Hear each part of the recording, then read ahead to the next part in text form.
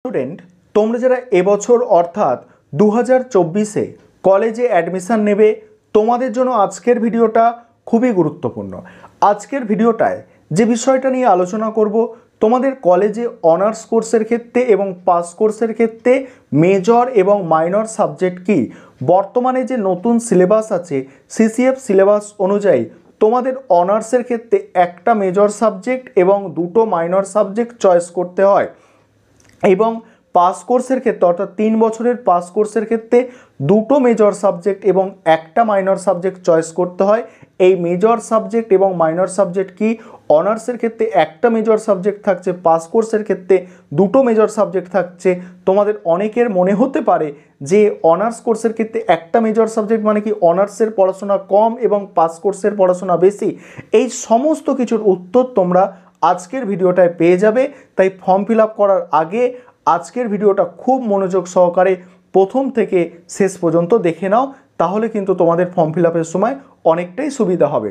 তার আগে যে বিষয়টা বলার আছে, তোমরা অনেকেই জানতে চাইছো যে স্যার আমাদের অ্যাডমিশন প্রসেস কবে থেকে শুরু হবে। দেখো, এবছরে তোমাদের কেন্দ্রীয়ভাবে অর্থাৎ সেন্ট্রালাইজ পদ্ধতিতে অ্যাডমিশন প্রক্রিয়া শুরু হতে চলেছে। তার জন্য ওয়েবসাইট তৈরির কাজ প্রায় শেষ পথে, অর্থাৎ ওয়েবসাইট তৈরির কাজ শেষ মুহূর্তে চলছে এবং খুব তাড়াতাড়ি আমাদের পশ্চিমবঙ্গ সরকারের পক্ষ থেকে অর্থাৎ West Bengal higher education department থেকে নোটিশ জারি করে তোমাদের অ্যাডমিশনের ডেট এবং তোমাদের কবে থেকে ক্লাস শুরু হবে এবং কি প্রক্রিয়ায় তোমরা অ্যাডমিশন নেবে সমস্ত কিছু তোমাদের সামনে তুলে ধরা হবে এবং তোমাদের ঠিক টাইম মতো আমি সমস্ত বিষয়গুলো জানিয়ে দেব। তার জন্য চ্যানেল সাবস্ক্রাইব করে সঙ্গে থাকো। আজকে যেটা আলোচনার বিষয় সেটা হচ্ছে তোমাদের মেজর সাবজেক্ট এবং মাইনর সাবজেক্টটা কি আছে। দেখো, তোমরা যারা অনার্স কোর্সের ছাত্রছাত্রী অর্থাৎ অনার্সে অ্যাডমিশন নেবে ভাবছো, তোমরা প্রথমে ভালো করে বুঝে নাও। দেখো, তোমরা ফর্ম ফিল আপ করার সময় যেটা মাথায় রাখবে, তোমরা যে সাবজেক্টে অনার্স নিয়ে পড়াশোনা করবে সেটাই তোমাদের মেজর সাবজেক্ট। কি বললাম, তোমরা যারা অনার্সে যে কোনো একটা সাবজেক্টে অনার্সে অ্যাডমিশন নেবে ভাবছো, তোমাদের অনার্সের সাবজেক্টটা হচ্ছে মেজর সাবজেক্ট এবং তোমাদের অনার্সের সাবজেক্টের সঙ্গে সঙ্গে আরও দুটো পাস কোর্সের সাবজেক্ট রাখতে হবে এবং পাস কোর্সের যেটা প্রথম সাবজেক্ট সেটা হচ্ছে মাইনর 1 এবং পাস কোর্সের যেটা দ্বিতীয় সাবজেক্ট সেটা হচ্ছে মাইনর 2। উদাহরণ হিসাবে আমি বলছি, ধরো যে তুমি ইতিহাসে অনার্স নিয়ে পড়াশোনা করতে চাও, ইতিহাসটা তোমার হচ্ছে মেজর সাবজেক্ট অর্থাৎ যে সাবজেক্টে অনার্স নিচ্ছ সেটা মেজর সাবজেক্ট এবং তুমি পাস কোর্সে রাখতে চাও মানে ভূগোল এবং তোমার ধরো ভূগোল পাস কোর্সে রাখছো এবং রাষ্ট্রবিজ্ঞান পাস কোর্সে রাখছো, তাহলে ভূগোল এবং রাষ্ট্রবিজ্ঞানটা হচ্ছে তোমার মাইনর সাবজেক্ট, যেটা তুমি প্রথমে রাখছো সেটা মাইনর 1, যেটা দ্বিতীয়টায় রাখছো সেটা হচ্ছে তোমার মাইনর 2। তাহলে আশা করি তোমরা বুঝতে পারছো যে তোমরা যারা অনার্সে অ্যাডমিশন নিয়েছো বা অ্যাডমিশন নেবে, তোমাদের জন্য কি হচ্ছে যে সাবজেক্টটা তোমাদের অনার্স নেবে সেটা হচ্ছে তোমাদের মেজর সাবজেক্ট এবং পাস কোর্সে আরও দুটো সাবজেক্ট রাখতে হয়, সেগুলো হচ্ছে তোমাদের মাইনর সাবজেক্ট, মাইনর 1 এবং মাইনর 2।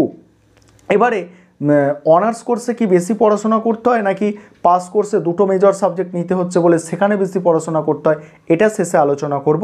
তার আগে তোমরা যারা জেনারেল কোর্সে অ্যাডমিশান নেবে বা নিয়েছো, তোমরা একটু ভালো করে শুনে নাও যে তোমাদের কিন্তু দুটো মেজর সাবজেক্ট চয়েস করতে হবে ফর্ম ফিল আপ করার সময় এবং একটা মাইনর সাবজেক্ট চয়েস করতে হবে। উদাহরণ হিসাবে ধরে নাও যে তোমাদের রাষ্ট্রবিজ্ঞান সাবজেক্ট এবং ইতিহাস এই দুটো সব থেকে বেশি পড়তে ভালো লাগে, তোমরা এই দুটোকে মেজর সাবজেক্ট হিসাবে চয়েস করবে। অর্থাৎ যেটা তোমরা মেজর সাবজেক্ট হিসাবে চয়েস করবে সেই সাবজেক্টগুলোকেই কিন্তু বেশি পড়াশোনা করতে হবে। তোমরা জানো পাস কোর্সে বর্তমানে তোমাদের 3টে বছরে 6টা সেমিস্টার পড়তে হয়, সেক্ষেত্রে তোমরা যে সাবজেক্টগুলো মেজর সাবজেক্ট হিসাবে চয়েস করবে সেই সাবজেক্টই বেশি পড়তে হবে পাস কোর্সের ক্ষেত্রে। অর্থাৎ তোমাদের যে সাবজেক্ট দুটো পড়তে সবথেকে বেশি ভালো লাগবে সেই সাবজেক্ট দুটোকে মেজর সাবজেক্ট হিসাবে চয়েস করবে এবং আর একটা সাবজেক্ট তোমাকে তো অতি অবশ্যই নিতে হবে যেটা একটু কম পড়তে ভালো লাগবে, ভাবছো যে একটু কম পড়াশোনা করব, কম জানবো সাবজেক্ট সম্পর্কে, সেটা তোমরা মাইনর সাবজেক্ট হিসাবে রাখবে।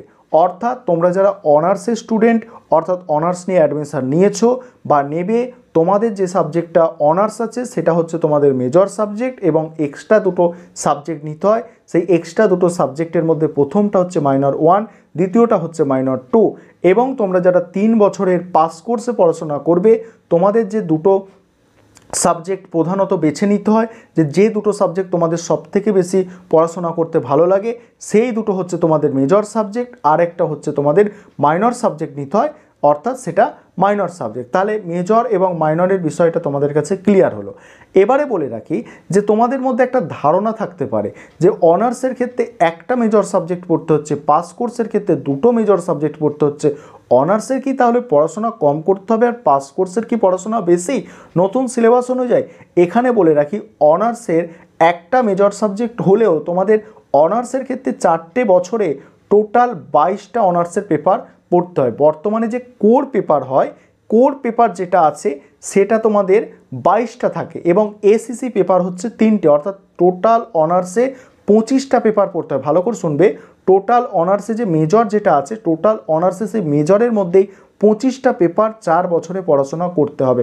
সেই তুলনায় পাস কোর্সের যে মেজর সাবজেক্ট সেখানে সিলেবাস খুবই সামান্য, খুবই কম। তাহলে বুঝতে পারছো যে মেজর এবং মাইনর সাবজেক্টটা কি। আর অতি অবশ্যই সবার মধ্যে ভিডিওটা শেয়ার করে দাও, তারাও যাতে এই মেজর এবং মাইনর সাবজেক্ট সম্পর্কে ধারণাটা পেয়ে যায়। আরেকটা বিষয় তোমাদের বলবো যে তোমরা জানো যে নতুন যে সিলেবাস, সেই সিলেবাস অনুযায়ী তোমাদের আইটিসি পেপার চয়েস করতে হয়। আইটিসি পেপারটা কী জিনিস? আইটিসি পেপার হচ্ছে তোমরা পাস কোর্সে পড়ো এবং অনার্স কোর্সে পড়ো, তোমাদের প্রথম যে 3টে সেমিস্টার, সেই 3টে সেমিস্টারে একটা একটা করে সাবজেক্ট আইটিসি পরীক্ষা দিতে হয়। আইটিসি সাবজেক্ট মানে কি? আইটিসি মানে কি তোমাকে 3টে সেমিস্টারে, প্রথম সেমিস্টার, সেকেন্ড সেমিস্টার এবং থার্ড সেমিস্টার, তুমি অনার্সে পড়ো আর পাস কোর্সে পড়ো, 3টে সাবজেক্ট তোমাকে পরীক্ষা দিতে হবে। আর এই যে 3টে সাবজেক্ট রাখা হচ্ছে, এই 3টে সাবজেক্টকে আইটিসি পেপার বলা হচ্ছে। আর মেজর সাবজেক্টে এবং মাইনর সাবজেক্টে যে সাবজেক্টগুলো তোমাদের থাকবে সেই সাবজেক্ট কিন্তু আইটিসি পেপারে নেওয়া যাবে না। এই আইটিসি পেপার নিয়ে পরবর্তীকালে আমি বিস্তারিত আলোচনা করব। আজকের ভিডিওটা এতটাই, অর্থাৎ আজকের ভিডিওর যে আলোচনার বিষয় ছিল মেজর সাবজেক্ট এবং হচ্ছে মাইনর সাবজেক্ট। আর তোমাদের ফর্ম ফিল আপের প্রক্রিয়া খুব তাড়াতাড়ি শুরু হতে চলেছে।